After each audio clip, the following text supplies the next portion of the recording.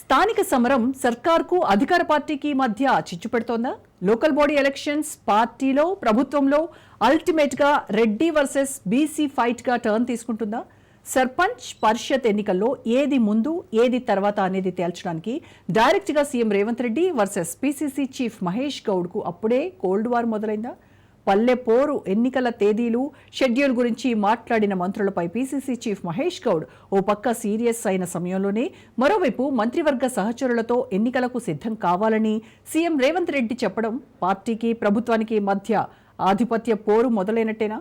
ఈ మధ్య ఢిల్లీ పర్యటనలో సీఎం రేవంత్ రెడ్డికి అధిష్టానం మరీ ముఖ్యంగా రాహుల్ గాంధీ అపాయింట్మెంట్ ఇవ్వకపోవడం, పీసీసీ చీఫ్ గౌడ్ను ఉన్నపళంగా పట్నం నుంచి ఢిల్లీకి పిలిపించుకోవడం చూస్తే ప్రయారిటీ ఫైట్ పీక్ స్టేజ్లోకి వెళ్ళినట్టేనా?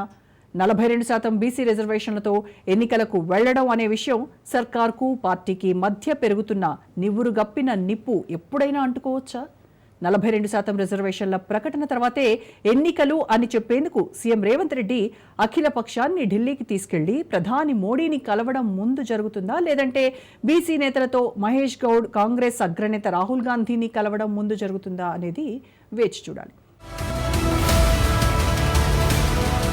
పంచాయతీ ఎన్నికలు రేవంత్ రెడ్డి సర్కార్కు అధికార పార్టీ అధ్యక్షుడు మహేష్ కుమార్ గౌడ్ కు మధ్య అగాధాన్ని పెంచుతున్నాయా? పంచాయతీ పోరు ఆయా సామాజిక వర్గాల స్వప్రయోజనాల నేతల మధ్య ప్రచ్ఛన్న యుద్ధానికి తెరలేపుతున్నాయా? రిజర్వేషన్లు తేల్చకుండా ఎన్నికల ముచ్చట్లు అప్పుడే ఎందుకు మాట్లాడుతున్నారని మహేష్ కుమార్ మంత్రులను ప్రశ్నించినట్ట, లేక ఇండైరెక్ట్ గా సీఎం రేవంత్ రెడ్డికి క్వశ్చన్ వేసినట్ట?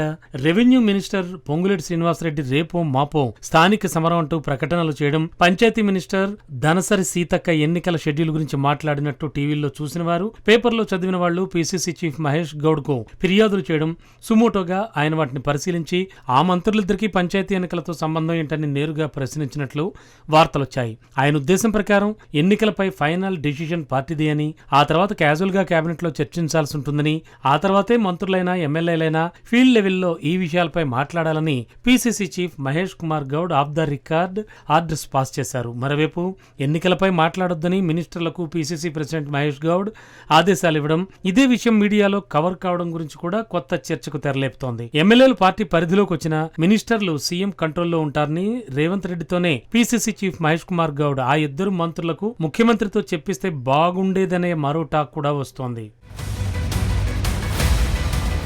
పార్టీ ప్రెసిడెంట్ గౌడ్ ఎన్నికలపై మాట్లాడొద్దని ఆ ఇద్దరు మినిస్టర్లకు ఆర్డర్స్ పాస్ చేసిన టైంకు కొద్దిగా అటు ఇటుగా CM Revanth Reddy unofficial cabinet meeting ఏర్పాటు చేశారు. అందులో స్థానిక సమరం గురించే చర్చించినట్లు లీకులొచ్చాయి. రైతు భరోసా, ఇతర సంక్షేమ పథకాల గురించి ఎక్కువగా మాట్లాడుకున్నా పల్లెపోరుపైనే ఆసక్తికరంగా చర్చ జరిగినట్టు టాక్. ఇప్పటికే ఆలస్యమైందని, ఎన్నికలకు వెళ్లేందుకు ఇదే సరైన సమయమని సీఎం రేవంత్ రెడ్డి భావిస్తున్నారు.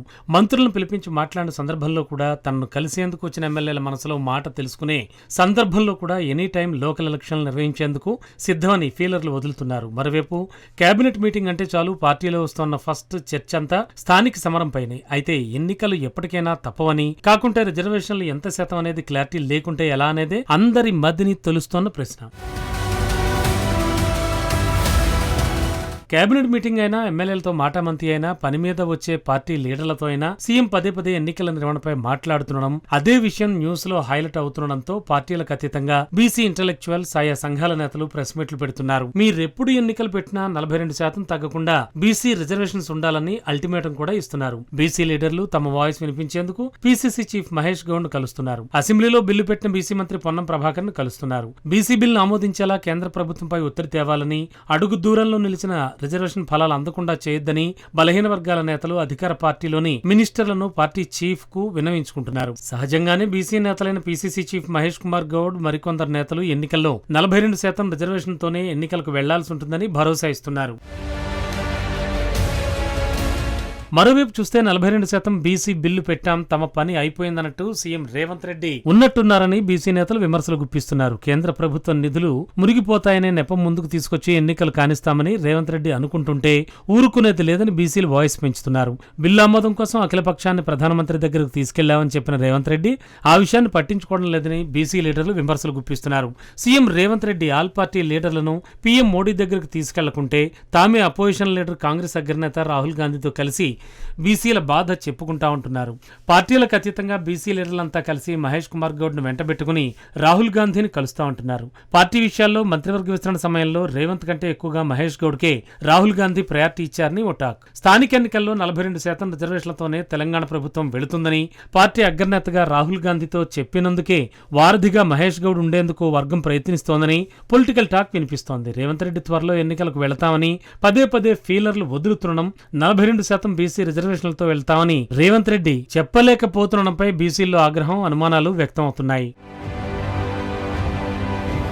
తెలంగాణ బీసీలకు రాహుల్ గాంధీ ఇదివరకే 42% రిజర్వేషన్ల కోసం మాట ఇవ్వడం, బిల్లు పెట్టడం జరిగిపోయాయి. రాష్ట్రంలో తాము కులగణన చేశామని, దేశవ్యాప్తంగా జనగణనలో కులగణన చేసేలా కేంద్రాన్ని ఒప్పించిన ఘనత రాహుల్దే అంటూ కాంగ్రెస్ పార్టీ సంబరాలు చేసుకుంటోంది. రేవంత్ రెడ్డి సర్కార్ సీఎం పొజిషన్లో బిల్లును చట్టంగా మార్చినందుకే ఇటు రాష్ట్రపతిని, అటు ప్రధానమంత్రిని ఒప్పించాల్సి ఉంటుందనేది పలువురి నేతల మనసులో మాట. సీఎం రేవంత్ రెడ్డి ప్రతిసారి ఎన్నికలకు వెళ్తామని పార్టీ నేతలతో చెబుతున్నారు తప్పించి 42% బీసీ రిజర్వేషన్లతో వెళ్తామనే నమ్మకంతో ఎందుకు చెప్పడం లేదు అనేది బీసీల్లో వస్తోన్న అనుమానం. 42% బీసీ రిజర్వేషన్లు లేకుండా ఎన్నికలకు వెళితే రాజకీయంగా లాభపడేది గ్రామాల్లో రెడ్డిలు మాత్రమే అనేది పొలిటికల్ జగమెరిగిన సత్యం. ఈ విషయంపైనే బీసీ నేతలు పీసీసీ చీఫ్ మహేష్ గౌడ్ ను, బీసీ మినిస్టర్ పొన్నం ప్రభాకర్ గౌడ్ ను ఆఫ్ ద రికార్డ్ గా కలిసి రిక్వెస్ట్ కూడా చేస్తున్నారు. మరోవైపు మీడియా మిత్రులు కలిసిన 42% రిజర్వేషన్లపై ప్రెస్ మీట్లు పెట్టేందుకు, పేపర్ ప్రకటనలు ఇచ్చేందుకు ఈ ఇద్దరు నేతలు కూడా ఓపెన్ గా సాహసం చేయలేకపోతున్నారు.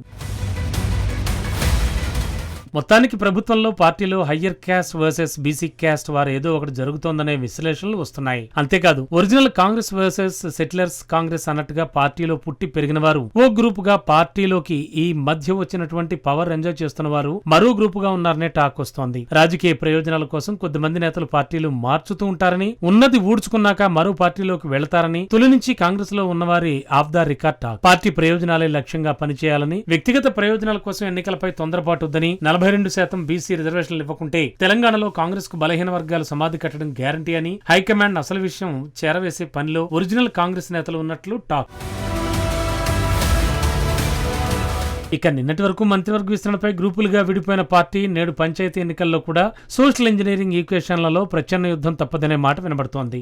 ఎన్నికలు త్వరగా నిర్వహించాలనే గ్రూపునకు ప్రభుత్వ సారథిగా రేవంత్ రెడ్డి, ఎన్నికల్లో 42% బీసీ రిజర్వేషన్లతోనే ముందుకు వెళతాం అనే పార్టీ నాయకుడిగా మహేష్ గౌడ్ చెరోవైపు నిలిచేలా అంతర్గత పోరు నడుస్తోందని, రేపో మాపోయే విషయంపై ఎవరిది పై చేయో హైకమాండే తేలుస్తుందనేది టాక్ వినబడుతోంది.